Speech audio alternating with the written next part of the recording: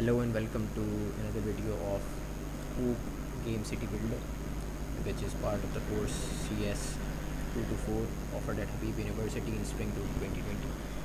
तो इस वीडियो में हम बात करेंगे कि हमने गेम को किस तरह स्ट्रक्चर किया है, गेम किस तरह काम कर रहा है, कौन सी लाइब्रेरीज गेम में यूज़ करी हुई हैं. So let's begin. बेसिकली हमारा जो गेम है उसकी मेन लाइब्रेरी जो है वो SDL है. SDL stands for simple direct media layer. तो SDL का डिस्क्रिप्शन आप SDL की वेबसाइट पे देख सकते हैं. Simple direct media layers which provides low level access to audio keyboard. So SDL से हार्डवेयर से इंटरेक्ट करना बहुत आसान हो जाता है. So that's why we used SDL. And apart from that we use additional library such as SDL image, SDL mixer. Images जो हैं SDL इमेज जो है वो इमेज की फ़ाइल्स को, डिफरेंट इमेज की फ़ाइल्स PNGs, JPEG और SVGs, वेक्टर फाइल्स को हैंडल करता है आराम से. And the SDL mixer handles the audio files, the background noise and sound effects etc. सो या दैट्स दैट. तो बेसिक हमारे गेम का स्ट्रक्चर जो है it's strategy game. And strategy game के अंदर हमने आइसोमेट्रिक व्यू चूज़ किया है. हमारा गेम एक आइसोमेट्रिक होगा. फॉर इसकी एग्जांपल आप एज ऑफ एम्पायर्स या क्लैश ऑफ क्लैन जो कि रिसेंटली बहुत ज़्यादा मशहूर है, तो उस टाइप का ही गेम.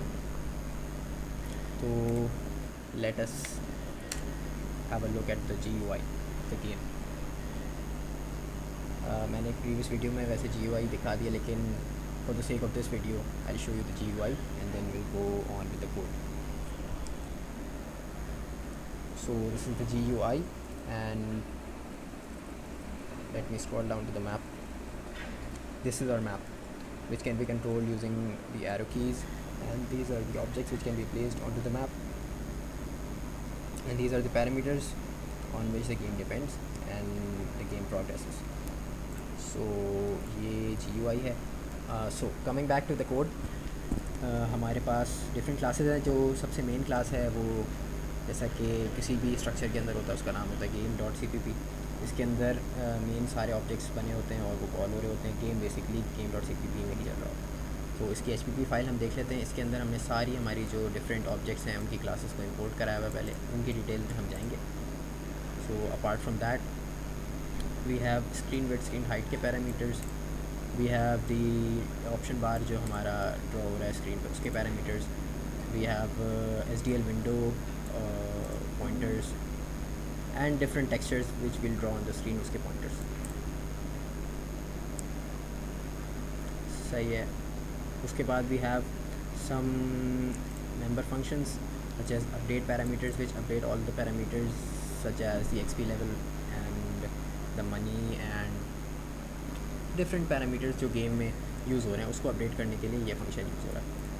उसके अलावा इनिशियलाइज़ करने के लिए पूरे SDL को इनिशियलाइज़ करके कोई एरर वगैरह अगर आ रहा है तो उसको रिटर्न करने के लिए ये इनिट फंक्शन यूज़ हो रहा है जो कि यूज़र डिफाइंड है. इसके अलावा लोड मीडिया से हम मीडिया लोड कर रहे हैं एक एक करके.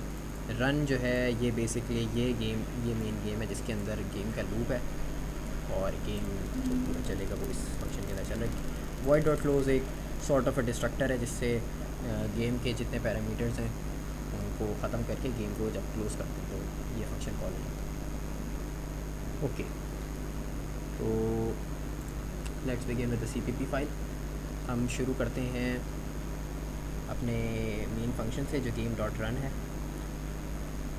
उसके अंदर हमारे पास गेम डॉट रन के अंदर हमारे पास कुछ फ्लैग्स हैं जिससे हम ये पता कर रहे हैं कि गेम पॉज तो नहीं हुआ हुआ, गेम क्विट तो नहीं करना, और गेम की जो मेन्यू है वो एक्टिव तो नहीं. इस तरह के ये वो हैं. और कुछ हमारे पास पैरामीटर्स हैं टाइम के, क्योंकि टाइम हमें गेम में इनकॉर्पोरेट करना है. हर चीज़ टाइम डिपेंडेंट है. तो इसलिए SDL गेट टिक्स ये एक लाइब्रेरी होती है, उसको हमने यूज़ किया जिससे टाइम इनकॉर्पोरेट हो रहा है. इंशाल्लाह किसी फ्यूचर वीडियो में हम डिटेल्स एक्सप्लेन करेंगे. सो this is the event handler जिसके अंदर कोई भी कीबोर्ड से या माउस से हार्डवेयर से इवेंट आता है तो वो इसकी क्यू में आ जाता है. So we are handling the events here. इस लूप के अंदर आके यहाँ पर इवेंट्स हैंडल हो रहे हैं. अगर क्विट का इवेंट आता है तो गेम क्विट हो जाता है, and if the pause event आता है तो गेम पॉज हो जाता है, जिसको हमने करंटली कमेंट आउट किया हुआ है क्योंकि गेम जो है वो डेवलपमेंट में. So this feature is incorporated but it's not enabled sort of. Okay so उसके बाद हमारा जो मेन फीचर है गेम के अंदर वो है गेम को स्क्रॉल करना. स्क्रॉल करने के लिए basically what we have done is we are using the arrow keys. So event type को हम कंपेयर कर रहे हैं कि अगर किसी भी एरो की से वो मैच कर रहा है तो उसके एरो की के हिसाब से मैप के अंदर स्क्रॉल का फंक्शन डिफाइंड है जिस और स्क्रॉल का फंक्शन जो हम थोड़ी देर में देख लेंगे कि वो किस तरह वर्क करता है. उसमें ये X up X Y Y up Y down के कोऑर्डिनेट्स हैं. कोऑर्डिनेट्स हैं ये बेसिकली फ्लैग्स हैं कि हमें अप मूव कराना है वाई में एक्स में तो फिर ये एक्स के अप को 1 कर दिया है. इसी तरह से अगर एक्स में लेफ़्ट को मूव कराना है तो एक्स के एक्स वाले पैरामीटर को 1 कर दिया है. इसी तरह से ये काम कर रहा है. सो this is the scrolling. And उसके बाद हमारे पास एक गेम का बड़ा फीचर जो है वो ये क्लिक्स पे डिपेंड करता है. यानी कि गेम जो है उसमें ऑब्जेक्ट्स को प्लेस करना, ऑब्जेक्ट को सिलेक्ट करना, ये सब कुछ क्लिक्स पे डिपेंड करते हैं. तो लाजमी हमें क्लिक्स के इवेंट्स को भी कैच करना है. तो उसके लिए ये वाला हमारे पास ब्लॉक है. इस ब्लॉक के अंदर ये हो रहा है कि ये डिटेक्ट कर रहा है कि भाई क्लिक हो रहा है और क्लिक होने के बाद वो लेफ़्ट क्लिक होना चाहिए और गेम को पॉज भी नहीं होना चाहिए. तो ये ब्लॉक रन होगा. इसके अंदर फिर ये सबसे पहले देखता है कि ऑप्शन बार जो हमारे पास है, जो कि अगर मैं गेम को भी रन करके रखूँ तो ऑप्शन बार मैं आपको दिखा देता हूँ. ऑप्शन बार नीचे यहाँ पर जो शॉप आ रही थी उसको ऑप्शन बार हमने कहा हुआ गेम में. तो अगर ऑप्शन बार हमारे पास अगर ऑप्शन बार को डिसेबल करना है किसी ऐसी स्क्रीन की जगह पे आपने क्लिक किया जहाँ से ऑप्शन बार डिसेबल होता है, जो कि फ़िलहाल अभी ये है, ये एक हमने कोऑर्डिनेट्स के डिफ़ाइन किए हैं, तो उस पर ऑप्शन बार जो है वो इनेबल हो जाएगा और एल्स जो है वो डिसेबल हो जाएगा. तो बेसिकली ये ऑप्शन बार को टॉगल कर रहा है ये block.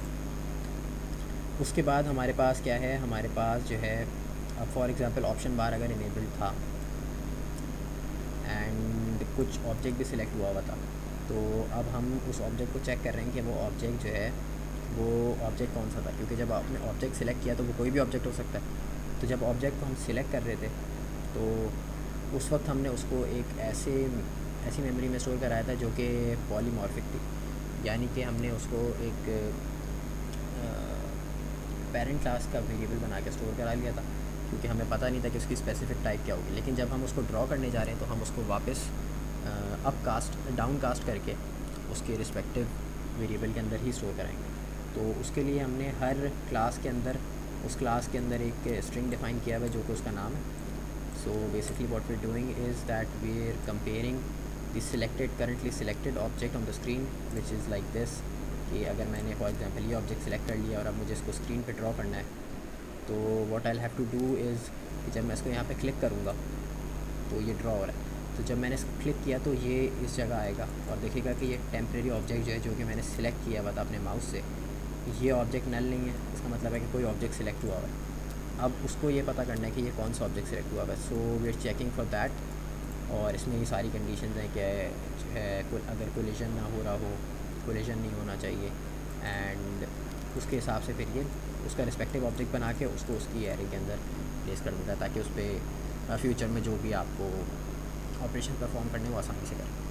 I know that dynamic cast is a costly operation but this has to be done because हमारी एप्लीकेशन के लिए polymorphism for selecting objects is necessary. क्योंकि जब हम किसी भी ऑब्जेक्ट को सिलेक्ट कर रहे हैं तो हमें इसकी टाइप स्पेसिफिक टाइप पता नहीं है. So we have to go with a polymorphic approach. So that's that. Okay, so this is this. Now coming back to implementing each class. So her class को हमने इस तरह डिफ़ाइन किया है. किसी भी क्लास को ले लेते हैं, फॉर एग्जांपल हमारे पास फार्म. तो फार्म के अंदर we have the type variable which determines कि किस टाइप का फार्म है. ये फार्म की अपनी प्रॉपर्टीज़ है. बेसिकली ये फार्म की प्रॉपर्टीज़ कि उसके अंदर से प्रोडक्ट्स कौन सी आ रही हैं, उसकी प्रोडक्ट की कॉस्ट क्या है, एक्टिव प्रोडक्ट्स कौन सी हैं इसके अंदर, एंड इट्स क्रिएशन टाइम. सही, the creation time is not still functional because इसको जो है वो इम्प्लीमेंट करना रह गया है. We are working on this currently कि अगर आप किसी फार्म को प्लेस करें तो फार्म या फिर कोई भी बिल्डिंग, नॉट स्पेसिफिकली फार्म, किसी भी बिल्डिंग को जब आप प्लेस करेंगे तो उसकी कंस्ट्रक्शन होगी, पहले उसमें कुछ टाइम लगेगा and then it's functional. So this is that.